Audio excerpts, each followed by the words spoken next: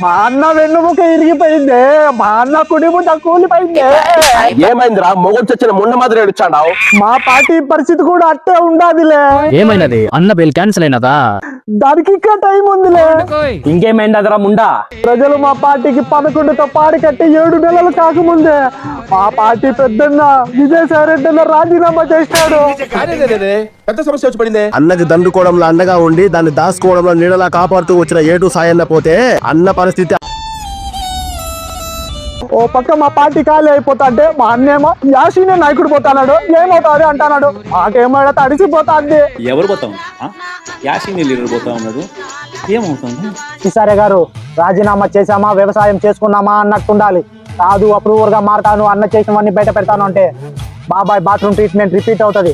పెద్దవారు, పార్టీ వ్యవహారాలన్నీ తెలిసిన వారు, అనుభవం ఉంది.